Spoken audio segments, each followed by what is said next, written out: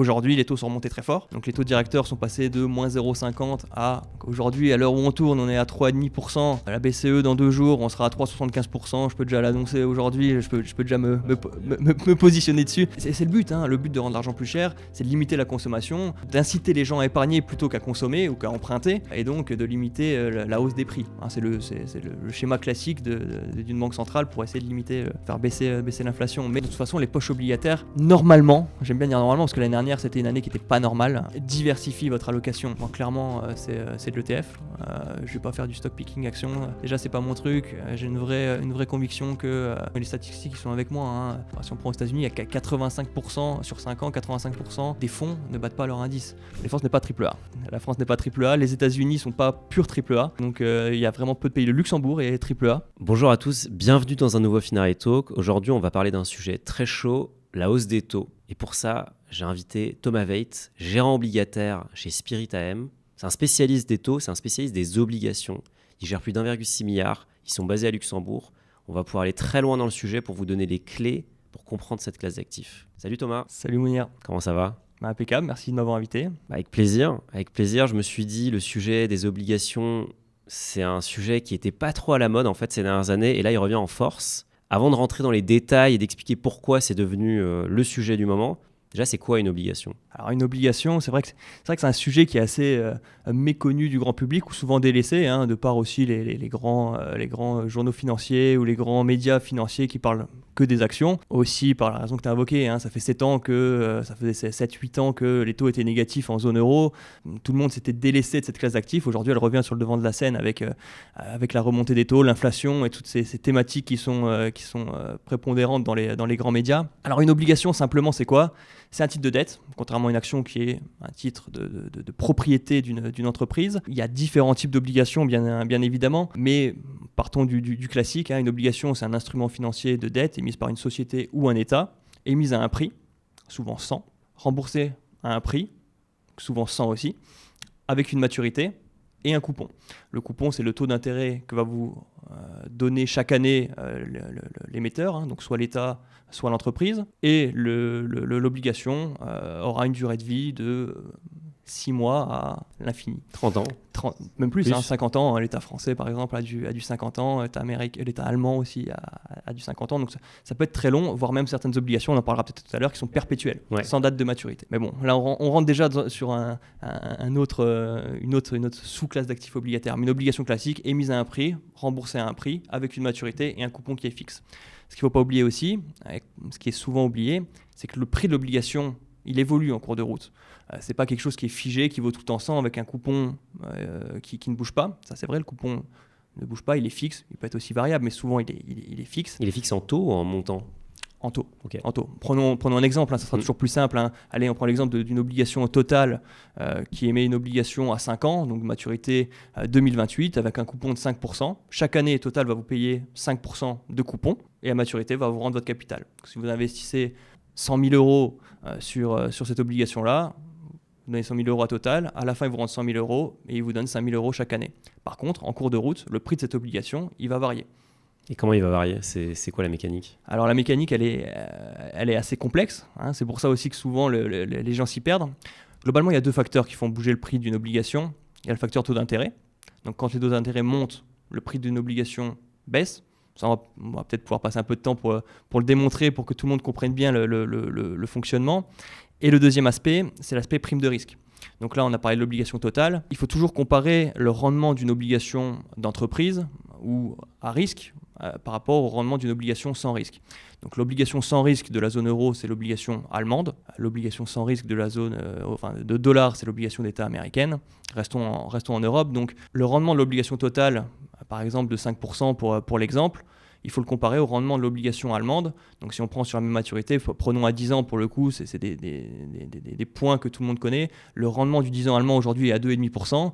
Si le rendement de l'obligation totale à 10 ans est à 3,5%, à Total aura une prime de risque de 1%. C'est-à-dire que les investisseurs estiment que le risque total, c'est 1% de rendement en plus que l'État allemand. Donc les taux d'intérêt fluctuent en fonction des décisions des banques centrales. Je pense qu'on y reviendra durant cette interview. Et en plus de ça, le prix de l'obligation varie en fonction de cette prime de risque qui va fluctuer aussi tous les jours sur le marché. Et qui fluctue en fonction de ce qui se passe en fait dans l'actualité de l'entreprise ou de l'État, j'imagine. Alors, pas que. Il y a le côté micro, effectivement, donc vraiment propre, intrinsèque au sous-jacent, à l'émetteur, donc par exemple à Total ou à l'État allemand. Mais il y a aussi l'environnement macro. Si on vient rentrer en récession, si les données macroéconomiques commencent à se tendre un peu plus, les investisseurs vont donner une prime de risque plus importante sur l'ensemble d'une sous-classe d'actifs ou d'une catégorie de risque d'obligations. Petite parenthèse pour vous parler de Finari, l'app que j'ai développée. C'est une app qui vous permet de suivre votre patrimoine de façon hyper sécurisée et d'avoir tout au même endroit, votre PEA, votre assurance vie, vos cryptos, votre immobilier, etc. Le business model de Finari, c'est quoi ? C'est un abonnement Finari Plus. Avec Finari Plus, vous débloquez toutes nos fonctionnalités les plus poussées, Predict, donc un simulateur pour savoir quand est-ce que vous allez être indépendant financièrement, notre scanner de frais qui débusque les frais cachés dans vos assurances vie, dans vos comptes titres dont personne ne vous parlait. En moyenne, on fait économiser des dizaines de milliers d'euros à nos utilisateurs. On a aussi les actifs les plus populaires, donc vous allez découvrir dans quels investissements la communauté Finari investit. Bref, plein de choses. Tout ça, c'est Finari Plus. Et pour cette vidéo, je vous offre 20% avec le code FinariTalk23. Retour au talk. Et d'ailleurs, le risque, on a souvent entendu, notamment en 2008, entendu parler des agences de notation, les fameux Moody's, et qui donnaient des notes. Est-ce que c'est un sujet aussi qui est important dans l'obligataire, la note qu'on donne à une obligation ? Ouais, clairement. Donc Moody's, S&P et Fitch, les trois grandes agences de notation. Donc les notations qui vont de AAA au défaut. Donc AAA, ce serait l'État allemand, c'est à AAA. L'État allemand est à AAA. Il y a 7 ou 8 pays, j'ai peur de dire une bêtise, mais de mémoire 7 ou 8 pays qui sont encore AAA. La France est AAA. La France n'est pas AAA. La France n'est pas AAA. Les États-Unis ne sont pas pur AAA. Donc il y a vraiment peu de pays. Le Luxembourg est AAA, mais les pays scandinaves, il y en a quelques-uns qui sont AAA. Mais voilà, là on est dans l'excellence de la notation. Il y a une notation intermédiaire qui est le triple B-. Donc chaque notation, triple A, double A, simple A, triple B, double B, simple B. Et après on rentre vraiment dans les notations beaucoup plus compliquées. Chaque notation se décline en 3 sous-notations, plus, neutre et moins, donc double A plus, double A moins. Donc vous avez vraiment un panel de notation assez important. Et de triple A jusqu'à triple B-, on parle de notation investment grade, donc les sociétés ou les États les plus solides. Et en dessous de triple B-, donc à partir de double B plus jusqu'au défaut, le high yield. Donc le high yield, c'est là où la prime de risque, j'imagine, est la plus importante. Exactement. Il faut rémunérer ce risque. C'est ça. Plus vous descendez dans les notations, plus le rendement à espérer est important, plus le risque est important aussi. Et du coup, là, sur les dernières années, ou sur la dernière année, qu'est-ce qui s'est passé dans le marché des taux et pourquoi aujourd'hui on peut de nouveau faire des rendements intéressants sur les obligations ? Alors, comme je le disais un petit peu dans l'introduction, on sort depuis 2014 d'une période de taux négatifs en zone euro. On était sur des taux d'intérêt de la Banque Centrale Européenne qui étaient à moins 0,50. Donc même avec des primes de risque, donc ce qu'on appelle des spreads de crédit dans le jargon. Je vais utiliser souvent ce mot-là, donc je l'introduis ici. Donc des spreads de crédit, le rendement supérieur par rapport au taux sans risque sur les obligations d'entreprise. Donc ces fameux spreads de crédit, sur l'investment grade, en moyenne, ils sont de 100 points de base. C'est la moyenne historique. Actuellement, on est dans la moyenne aussi. Donc on n'est pas cher, mais on n'est pas bon marché non plus sur la catégorie investment grade. Donc avec des taux directeurs à moins 0,50 de la Banque centrale et des primes de risque autour de 100 points de base, on était sur des rendements positifs de 0,50. C'était quelque chose qui attirait peu de gens en fait. Bien qu'il y ait des manières différentes de gérer le marché obligataire, on en reviendra quand on parlera un petit peu des stratégies, mais pour du simple buy and hold, donc ce qui est la gestion classique obligataire, il y a moyen de faire beaucoup mieux que ça, mais acheter une obligation, la tenir à maturité et juste engranger son rendement, ça n'avait plus de sens. Acheter des obligations et détenir un rendement à 0,50% sur un risque investment grade, personne ne voulait faire ça. Aujourd'hui, les taux sont remontés très fort. Donc les taux directeurs sont passés de moins 0,50 à... Donc aujourd'hui, à l'heure où on tourne, on est à 3,5%. La BCE, dans 2 jours, on sera à 3,75%. Je peux déjà l'annoncer aujourd'hui. Je peux déjà me positionner dessus. J'ai pas d'insight, mais c'est juste ma vision. Et je pense que c'est la vision du marché actuel. Donc on sera à 3,75 dans 2 jours. Donc c'est une hausse hyper brutale. 400 points de base, 4%. 4% aux États-Unis, 5% de hausse sur les taux directeurs. Donc quand vous rajoutez à ça encore les primes de risque sur le corporate investment grade et high yield, encore plus, les primes de risque high yield, elles sont autour de 400 points de base actuellement, 4%. Point de base, c'est... 100 points de base égale 1%. Ok. Donc 400 points de base, 4% de prime de risque sur le high yield actuellement, avec des taux directeurs qui sont à 3,5%. Vous voyez que sur le high yield, vous êtes sur des rendements de 7,5%, voire 8%. Vous prenez aussi un risque qui est supérieur. Mais déjà sur de la bonne qualité crédit, investment grade, on a des rendements aujourd'hui autour de 5%.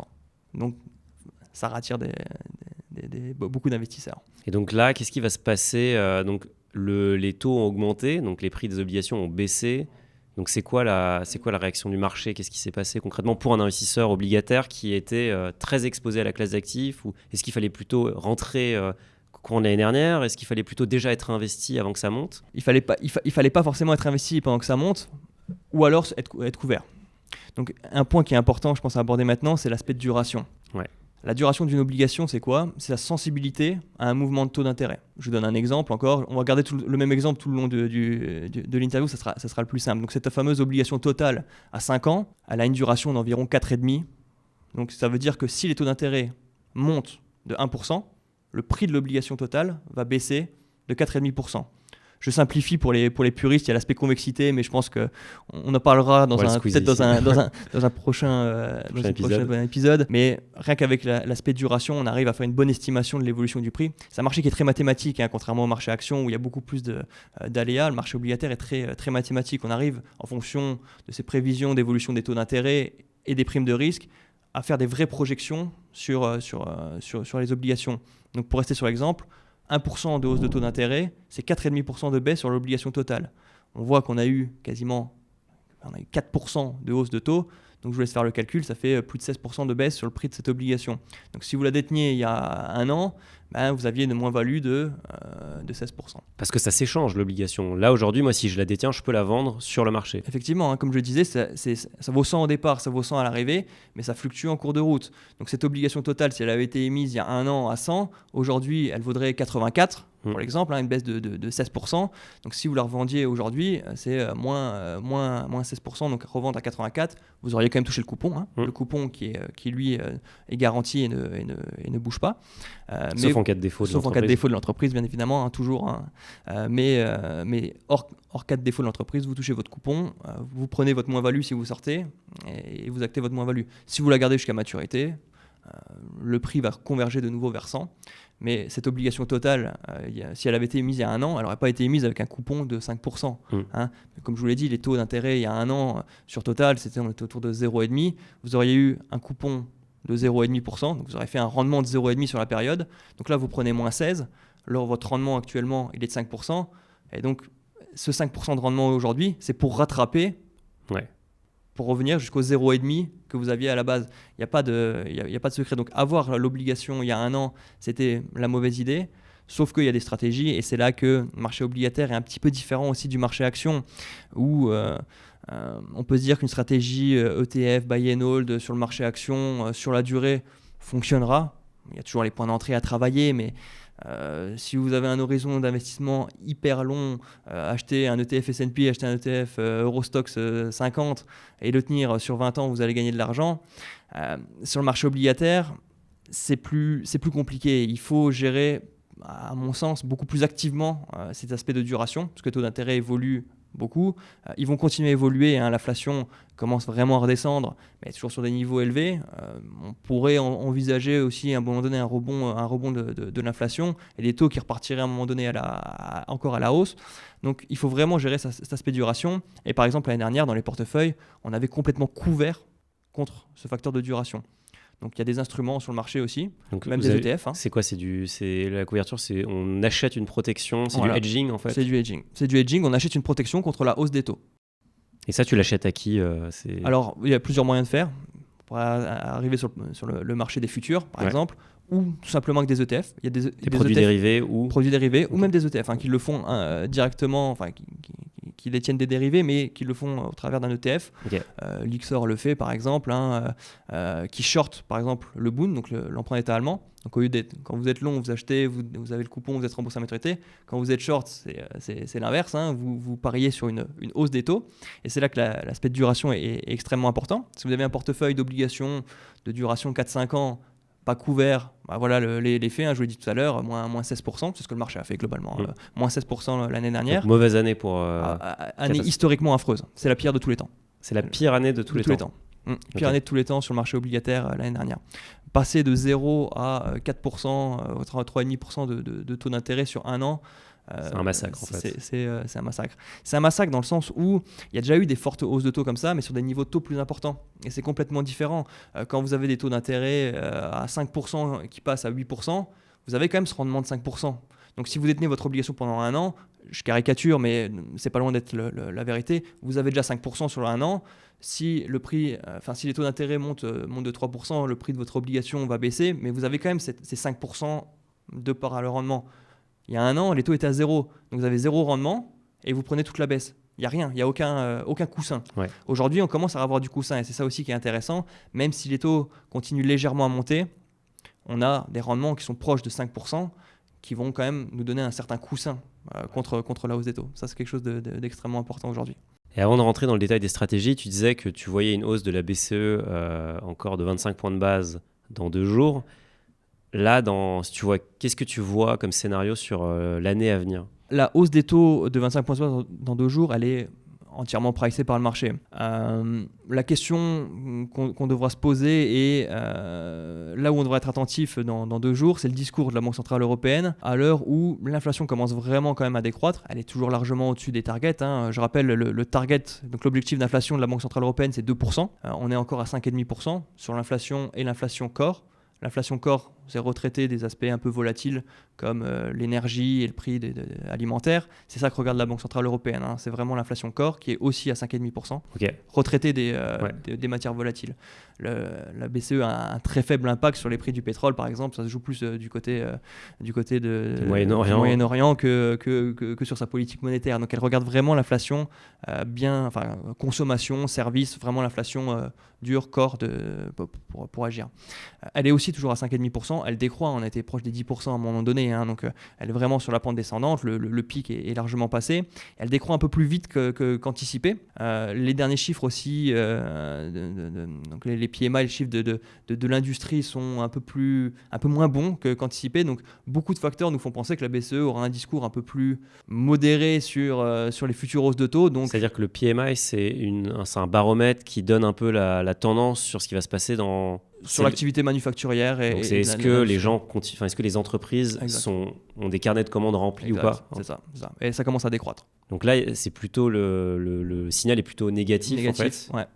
Plutôt négatif au niveau économique. Ouais. Et quand la BCE monte les taux, elle a tendance aussi à accroître ce risque, puisque... Elle rend l'argent plus cher, en fait. Exactement, elle rend l'argent plus cher. C'est le but, le but de rendre l'argent plus cher, c'est de limiter la consommation, d'inciter les gens à épargner plutôt qu'à consommer ou qu'à emprunter, et donc de limiter la hausse des prix. C'est le schéma classique d'une banque centrale pour essayer de limiter, faire baisser l'inflation. Mais il y a des contreparties à ça. Les contreparties, c'est un peu de stress économique, et on entend aussi beaucoup parler de cette fameuse récession qui pourrait arriver. C'est ce que cherchent aussi les banques centrales, à arriver en récession, mais la récession la plus douce possible, pour que l'économie continue à avancer quand même. Mais leur premier but, c'est calmer l'inflation. Ça paraît fou quand même de se dire que la Banque centrale cherche une récession quelque part. Alors, elle pourra jamais vous le dire comme ça. Elle pourra jamais vous dire... C'est politiquement très incorrect. Je cherche la récession, mais... Dans les faits, elle sait qu'elle est obligée de passer par là. Dans les faits, elle sait qu'elle sera obligée de passer par là. Et elle l'a même dit, la Banque centrale, Christine Lagarde, l'a dit à plusieurs reprises que s'il fallait passer par là, le rôle de la Banque centrale européenne, c'est uniquement l'inflation. La Fed, c'est un petit peu différent. La Réserve fédérale américaine, elle a trois objectifs: inflation, croissance, emploi. Donc là, elle ne peut pas non plus mettre de côté complètement l'aspect récession de l'économie. La Banque centrale européenne, elle a un mandat, c'est l'inflation. Est-ce que c'est pas une erreur aussi d'avoir un seul mandat ? Ça, c'est les grands textes, et je pense que c'est pas prêt de changer tant qu'il n'y a pas de coordination budgétaire au sein des pays de la zone euro. C'est très compliqué pour la BCE d'agir sur ce point-là. Elle peut juste agir sur l'aspect monétaire. On a juste une monnaie commune, mais pas de politique budgétaire commune. Donc, c'est difficile d'avoir des actions sur l'aspect économique. Ouais. Et donc tu vois plutôt un ralentissement de la hausse, voire une baisse. Oui, c'est vrai que je n'ai pas encore répondu à ta question. Donc, on a 3,5, on va passer à 3,75. La grande question, c'est est-ce qu'on ira jusqu'à 4 la prochaine réunion du mois de septembre? C'est globalement la seule inconnue qu'on a, à mon sens, qui n'est pas énorme. Ce ne sera pas un choc si on passe de 3,75 à 4. Donc le haut de la fin des hausses de taux devrait se situer là. Donc 3,75 ou 4% en septembre potentiellement.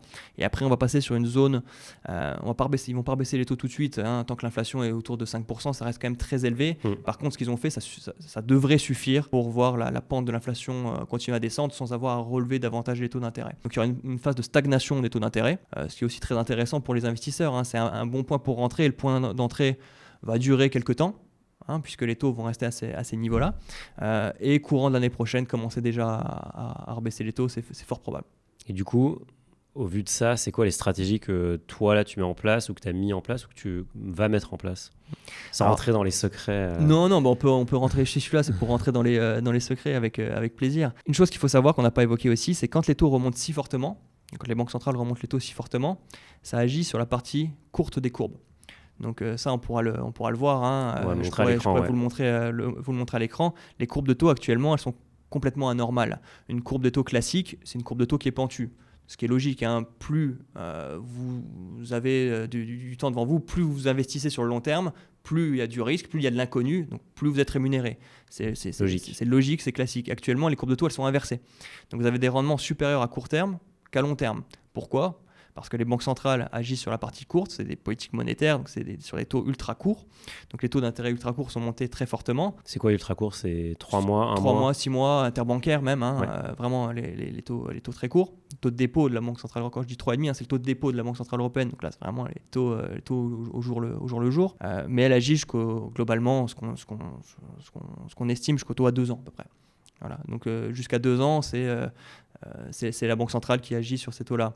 Après, c'est le marché. Donc les taux directeurs sont à 3,5%, donc les taux d'intérêt court terme sont à peu près à ces niveaux-là, plus la fameuse prime de crédit en fonction du risque de l'émetteur. Et après, quand on avance sur la courbe est descendante. Pourquoi ? Parce que les investisseurs pensent que les taux ne seront pas durables à ces niveaux-là et qu'à un moment donné, ils vont devoir rebaisser. Et donc, la courbe se repentifera, reviendra normale, on va dire, une fois que les banques centrales ont renormalisé leur politique monétaire. Elle se raplatira vers le bas. Donc, actuellement, les stratégies à mettre en place, dans l'environnement qui reste quand même incertain, hein, même si on pense que les taux d'intérêt vont plafonner pendant un certain moment, vous êtes mieux rémunéré sur la partie courte que sur la partie longue. Donc c'est inutile pour le moment d'aller chercher des obligations trop longues en duration, trop longues en maturité. Donc plutôt se concentrer sur la partie courte des courbes. Donc 2 ans, jusqu'à 2 ans. Donc de 2 à 5 ans. Okay. Donc ce qu'on aime bien faire, contrairement à certaines gestions ou certains types d'instruments, sans les citer, les fonds à échéance. Les fonds datés. Les fonds datés, exactement, qui se consacrent sur une maturité. Donc, fonds datés en 2026-2027, ils vont investir 100% du portefeuille autour de cette maturité-là. Vous loquez des rendements, c'est bien. Donc, vous avez un rendement autour de, aujourd'hui, on va dire entre 4,5 et 5% sur de l'investment grade sur ces maturités-là. Le seul bémol que nous on peut voir à ça et la manière de contrer ce bémol, c'est que vous loquez ces rendements-là. Si les taux continuent à monter ou si les primes de risque s'écartent, ce qu'on n'exclut pas, hein, si on vient rentrer en récession à un moment donné, c'est la partie prime de risque qui pourrait s'écarter, hein, c'est la partie risque qui sera plus mis en contribution. Sur l'année qu'on vient de passer, le marché obligataire il a chuté de 16%, pas parce que les primes de risque se sont écartées, mais parce que les taux d'intérêt sont montés. Donc la prochaine phase, à mon avis, c'est plus la phase risque de taux, c'est la phase risque de spread, des primes de risque. Donc ça là, il faudra la gérer.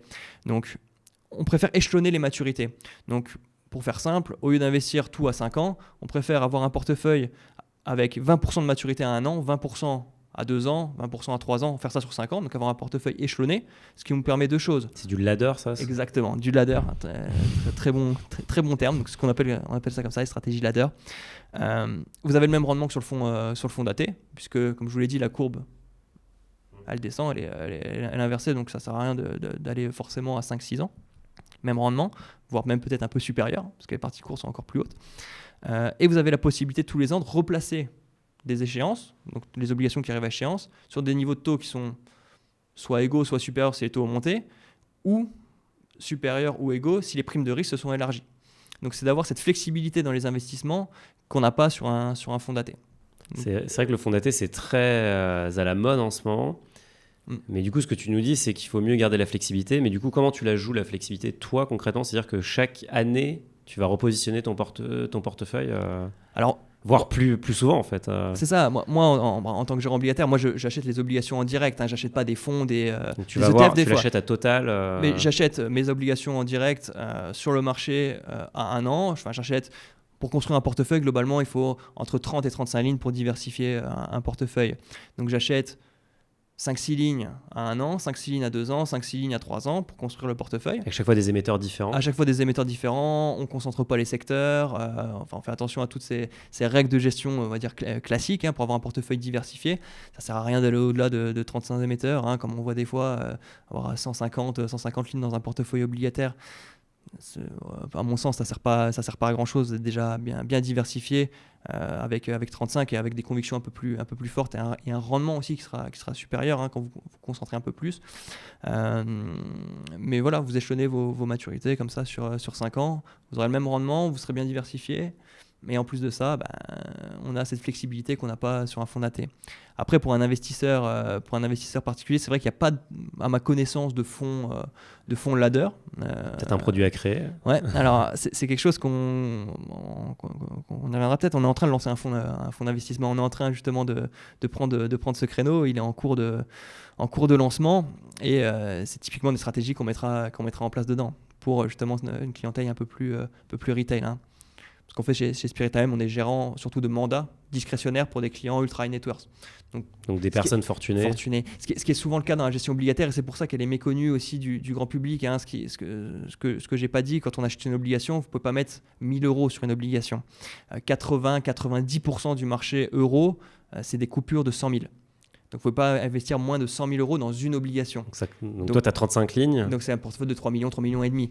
Donc, c'est juste sur la partie obligataire. Juste sur la partie obligataire. Ouais. Donc ça fait des gros tickets quand même à mettre. Ouais.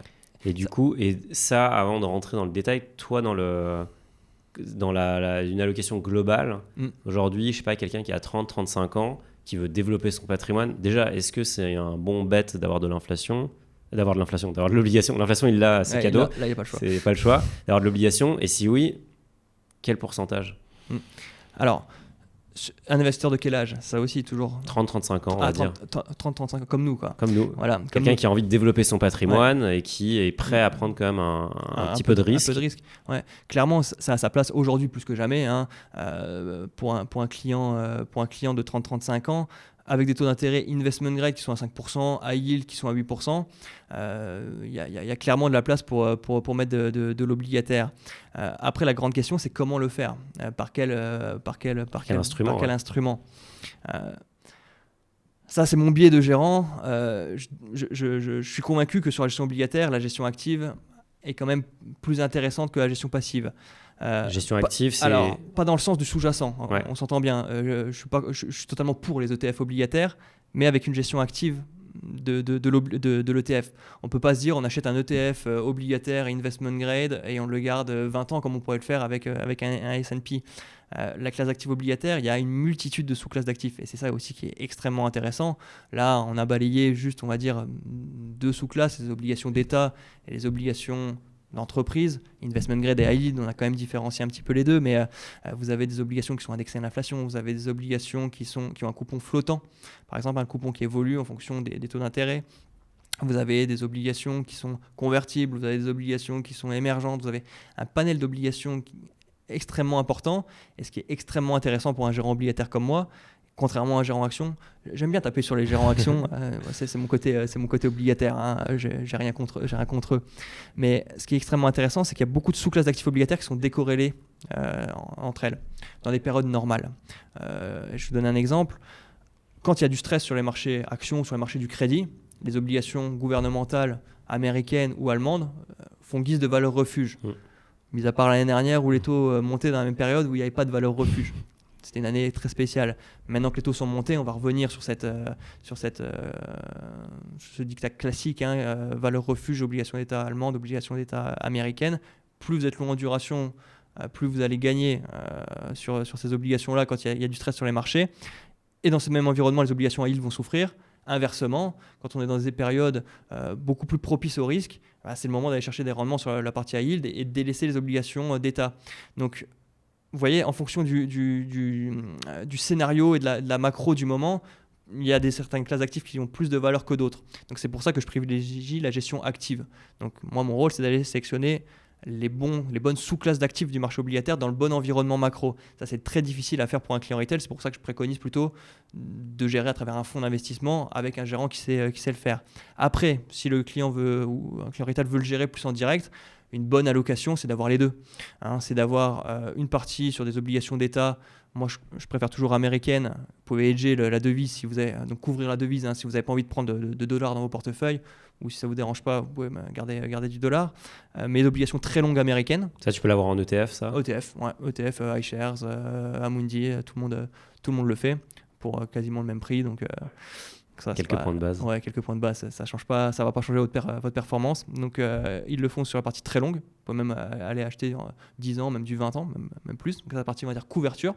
Ça sera très intéressant aussi dans une approche plus patrimoniale de dire, on a 30, 35 ans, on va prendre une partie de risque quand même dans le portefeuille, actions, private equity ou autre. Cette poche-là, en temps normal, et là on rentre dans des temps qui vont être normaux, ça sera une poche de couverture. Donc ça, c'est très intéressant, ça va limiter la volatilité de votre portefeuille. Et pour l'approche plus rendement de la partie obligataire, donc là on a vu l'approche couverture, mais l'approche rendement, vous pouvez faire un mix entre investment grade et high yield aujourd'hui, plutôt courte duration.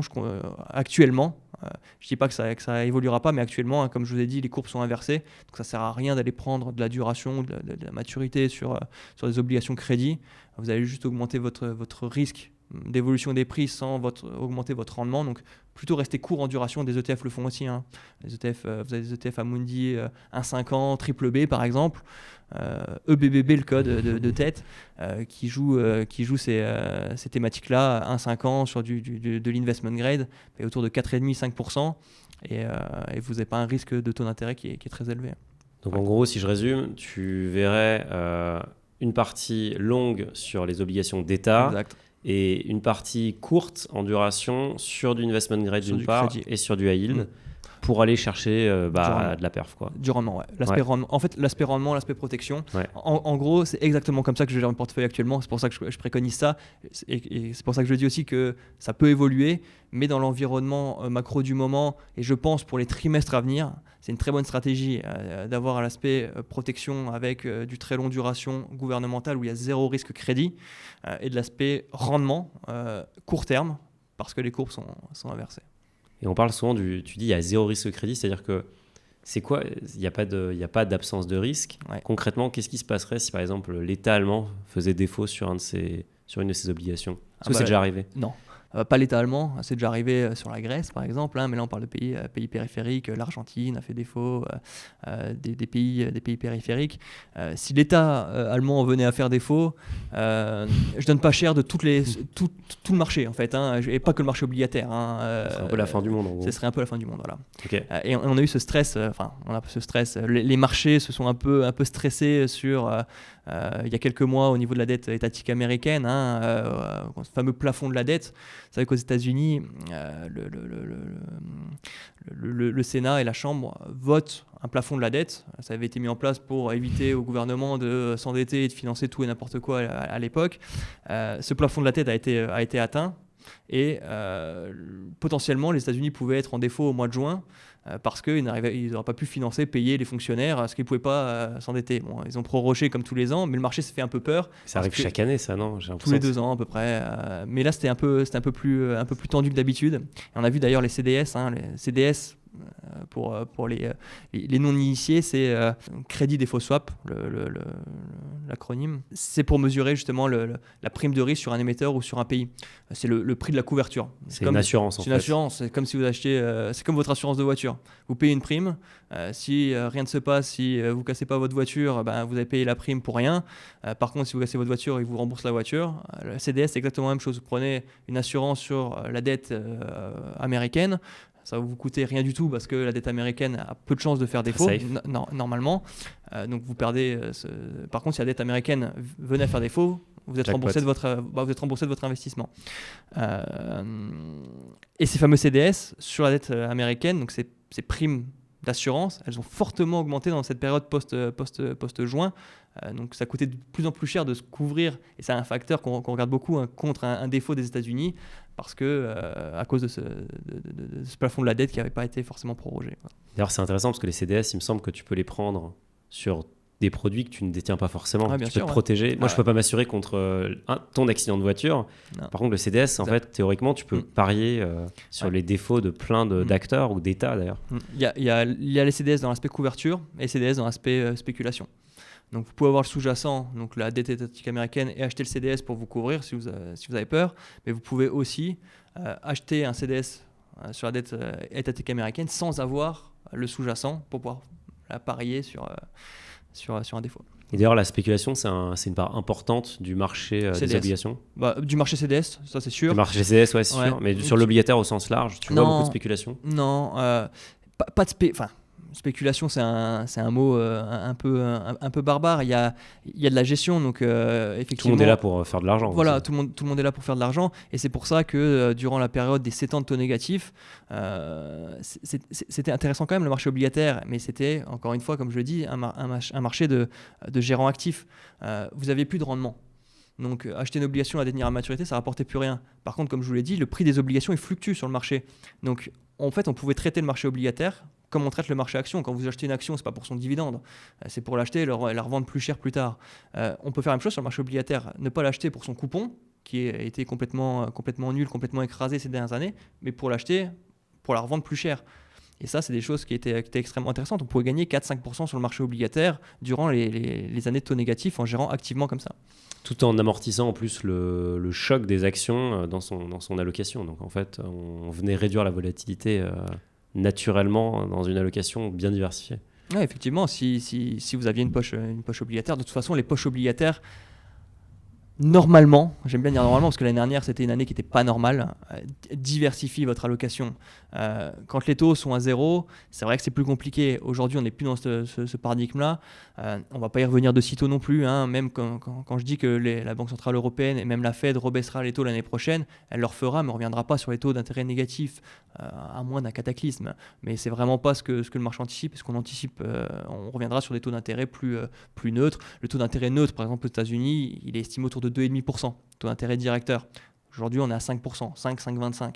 Ça va aussi monter sûrement demain, mais encore de 25 points de base. Mais on va dire que le taux haut sera à 5,5% aux États-Unis, 5,5 ou 5,75, et les taux neutres sont à 2,50. Donc, ça vous laisse juste penser à une chose, passer de 5,5 à 2,5, il y a 3% encore de baisse de taux à venir dans les prochaines années.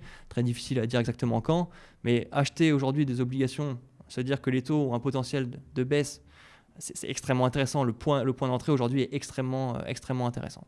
Est-ce que tu vois aussi un afflux des capitaux du coup dans la classe d'actifs ? Oui, ça commence vraiment à arriver. Il y a toujours cet aspect peur de l'inflation qui commence un peu à se dissiper avec les derniers chiffres et on voit de plus en plus de flux.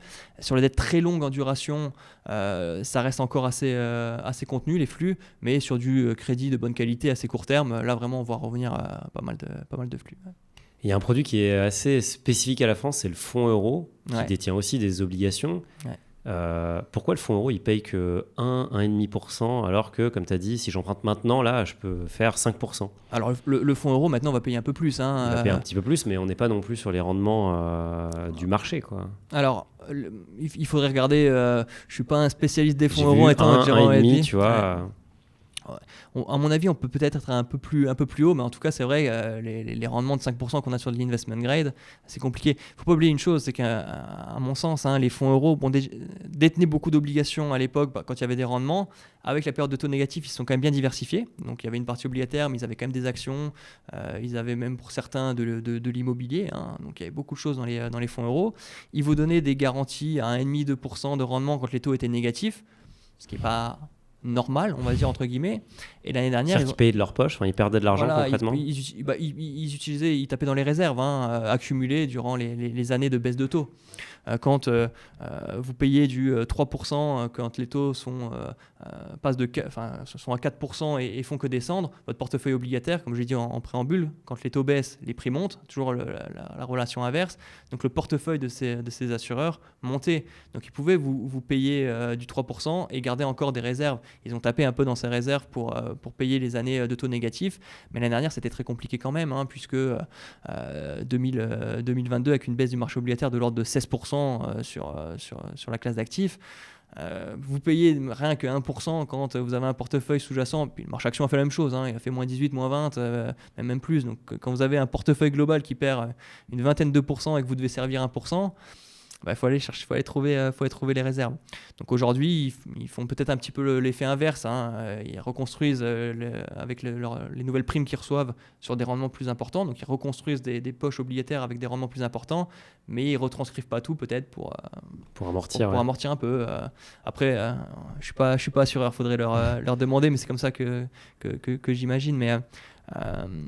Mais les fonds euros aussi aujourd'hui, à ce que je sais, de ce que j'entends aussi de nos clients, encore une fois, moi je suis vraiment à la gestion, je me focalise sur la gestion, donc il faudrait voir ça plus avec les équipes commerciales, mais ils limitent le pourcentage de votre assurance vie que vous pouvez mettre dans les fonds euros. Vous ne pouvez pas mettre 100% dans un fonds euro. Il faut mettre de l'UC maintenant. Voilà, il faut mettre de l'UC. C'est là qu'on a fait des choses aussi très intéressantes sur la partie obligataire. On a fait des partenariats avec quelques compagnies d'assurance sur lesquelles on gère des FIC, des fonds internes collectifs, donc où des clients peuvent compléter leurs fonds euros sur une UC avec les stratégies que je vous ai évoquées. Stratégie ladder, stratégie donc ladder combiné avec un peu plus de duration sur la partie américaine, donc des choses comme ça, donc une partie rendement pour 75% de la stratégie et une partie tactique qui évoluera. Actuellement c'est long dette état américaine, mais qui peut évoluer en fonction des scénarios et qu'on gère dans des FIC. Donc c'est un bon complément au fonds euro et on a mis ça en place avec 4 compagnies d'assurance déjà. D'ailleurs tu fais bien d'en parler parce qu'une des questions que beaucoup de gens se posent, c'est comment acheter de l'obligataire. Le PEA il limite la détention aux actions. Alors, il y a un fonds obligataire qui détourne, qui via des produits dérivés un peu l'usage, mais je crois qu'il est minuscule, il a quelques centaines de millions d'AUM. Donc généralement, j'imagine que c'est plutôt via de l'assurance vie et du compte titre qu'on va aller accéder à la classe d'actifs. Ouais, c'est ça. Donc compte titre avec tous les ETF possibles. En direct, il faut, comme je vous l'ai dit tout à l'heure, un certain montant pour pouvoir diversifier un portefeuille. Donc ça reste... pour avoir son portefeuille obligataire, d'obligation en direct, ça reste pour les clients très fortunés. Mais c'est ce que fait par exemple quelqu'un qui va avoir des centaines de millions d'euros de fortune. Lui, il va aller acheter directement de l'obligation auprès de Moi, je vais aller acheter pour lui. Tu vas l'acheter pour lui, mais toi, tu vas aller directement traiter avec la trésorerie, ou le département financier de différentes entreprises ou non, ça se passe exactement, ça c'est une excellente question. Donc une obligation, elle cote sur le marché, comme on l'a dit, mais ça reste du gré à gré, de l'OTC. Ouais. Contrairement aux actions, vous avez une chambre de compensation, vous voulez acheter une action, il y a un prix, vous l'achetez, ça passe quasi automatiquement au prix qui est affiché à l'écran. Une obligation, c'est un petit peu différent. Ça traite dans une fourchette de prix, ce qu'on appelle le bid-ask. Donc vous avez un prix de vente, un prix d'achat, et au milieu, vous avez un broker, globalement. Et donc ces brokers, ils font l'intermédiaire entre les vendeurs et les acheteurs. Donc moi, si je cherche cette fameuse obligation totale à 5 ans, je vais aller voir plusieurs brokers, leur dire voilà, je suis acheteur de l'obligation totale à 5 ans à tel prix. Lui, il va dire est-ce qu'il trouve un vendeur à ce prix-là ou plus cher, moins cher. On va se mettre d'accord sur un prix. Je vais lui dire go ou pas go et on va traiter comme ça. Donc il y a un intermédiaire qui est le broker. Il y a des prix qui sont affichés à l'écran, mais c'est des prix qui sont assez théoriques. Ça, c'est un aspect qui est très important aussi du marché obligataire, c'est l'aspect liquidité. Une action, ça reste une grosse boîte action, ça reste très liquide. Marché obligataire, en fonction de certaines périodes, peut avoir une liquidité un peu compliquée. Quand personne ne veut vendre, c'est très compliqué d'acheter. Et quand tout le monde veut vendre, c'est très compliqué de vendre. Donc, il y a cet aspect liquidité qui est un élément extrêmement important et qui amplifie aussi les mouvements sur le marché obligataire. On l'a vu sur la crise Covid. Tout le monde voulait vendre, il n'y avait aucun acheteur. À l'écran, vous aviez des obligations qui sont passées de 100 à 80. Ce sont des très bonnes obligations, mais sans transaction. Il n'y avait pas de transaction. C'est juste que les gens baissaient leur prix. Ça baissait, et personne n'achetait. Mais c'est faux. C'est des prix qui sont factuellement faux, mais c'est le prix qui est retranscrit dans le marché. Donc c'est quand même un marché d'experts. C'est un marché d'experts et de spécialistes. Donc le client qui a 100 millions et qui veut mettre 30% de son patrimoine sur les obligations, il peut nous confier 30 millions d'euros et on va lui mettre en place des stratégies obligataires en direct en allant acheter ces obligations en direct. Donc, dans son portefeuille, que ce soit compte titre ou assurance vie, faire les deux, il aura des obligations en direct. Et d'ailleurs, il y a un autre aspect, je pense, de votre business qui est géré pour des corpos, gérer leur trésorerie. Ouais, bien sûr. C'est aussi une partie importante. Ouais. Aujourd'hui, il y a plein d'entreprises qui font des profits records, mine de rien. Ouais. Donc, elles aussi, elles viennent placer cet argent dans des produits obligataires. Exactement. Donc obligataire. Donc pour les trésoreries, il y a différents types de trésorerie. La trésorerie vraiment trésorerie au sens propre qui doit être liquide à tout moment. Quand je dis liquide, le marché obligataire est quand même assez liquide. Quand je dis liquide, c'est où potentiellement le trésorier me dit dans 3 jours, j'ai besoin de la moitié du portefeuille pour investir, pour acheter un immeuble, pour faire quelque chose. Ça, c'est un mode de gestion plus monétaire qu'obligataire. Ouais. C'est le marché encore en dessous. Encore en dessous. Voilà. Et de la trésorerie un peu plus stable. Et c'est plus sur ça qu'on se focalise sur le marché obligataire. Il y a des boîtes qui ont 50, 100 millions de trésorerie, même plus pour certaines, stables. C'est-à-dire que c'est toujours leur fonds de roulement et ils savent qu'ils ont fait leur bilan sur 5 ans, sur 10 ans. Globalement, il reste toujours au minimum ça en trésorerie. Ça, au lieu de le laisser sur un compte à terme ou non rémunéré, on peut le gérer sur le marché obligataire. Et de la même façon, par exemple, en ladder, c'est très intéressant pour ce type de trésorerie parce que ça crée des fenêtres de liquidité, parce que les rendements sont intéressants, parce que la partie courte de la courbe est plus intéressante que la partie longue.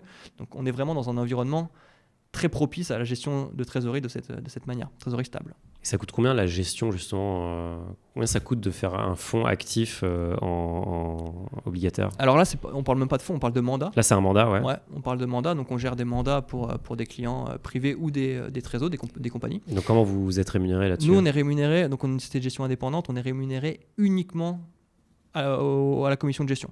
Donc un certain pourcentage des actifs pour nous, et on n'a aucune rétrocession de qui que ce soit. Si je venais acheter des fonds, aucune rétrocession de fonds. Si on venait à faire des produits structurés, aucune rétrocession. On est vraiment juste rémunéré à la com de gestion. Ça ultra marche. Transparent. Ça marche. Ultra transparent et en fonction du montant, bien sûr, ça baisse assez classique. fortement. Il y a un autre sujet qui est assez important, c'est toute la thématique protection de l'environnement et préservation de notre belle terre en fait. Il y a ce qu'on appelle les green bonds, c'est les obligations vertes sur le marché qui font régulièrement pas mal de bruit dans la presse. C'est quoi ton avis sur ce sujet? Alors, pas facile de répondre à ça sans être comment dire, soit démago, soit anti-environnement, ce que je ne suis absolument pas. On est au début de cette classe d'actifs. Il y a beaucoup de choses qui sont encore floues.